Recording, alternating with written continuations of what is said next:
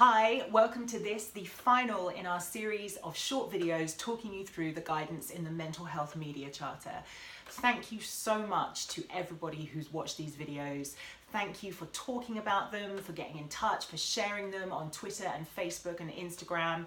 The following of the Charter has really grown this week. I can't tell you how much we appreciate your support, and please keep them coming. Keep shouting about the campaign if you want to see more responsible and less stigma-producing mental health reporting.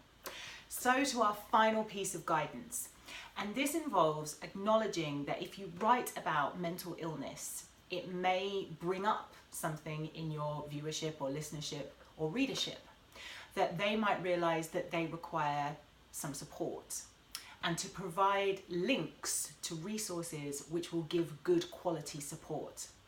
Now, good quality support looks like this. First of all, it's evidence-based, it's balanced, it's not promoting one kind of therapy over another, for example.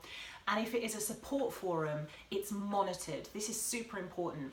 You know, pro-self-harm and pro-anorexia websites usually begin as support forums. They attract lots of people who are going through a really difficult time, and they end up swapping tips. So you'll find that charities like, for example, the Self-Harm Network and Beat have a slight delay in their chat rooms because everything that's written is just checked by somebody at HQ for triggering content. If you are concerned about your mental health or the mental health of a friend, possibly the worst thing that you can do is Google it. You know, people pay to be at the top of Google searches, and sometimes they're trying to sell you something, and the advice might not be as balanced and evidence-based as you would want. So we've provided a list of charities that we think give really good advice and should possibly be listed at the bottom of your article or after your TV or radio piece. They include people like Mind, Calm, the Calm Zone Campaign Against Living Miserably, which specifically looks at male mental health. Young Minds, which is, I think I'm right in saying, the only charity in the UK to have a helpline specifically for parents who are worried about their children. And of course, as I mentioned before, Beat. Mental Health First Aid also have some great resources on their website.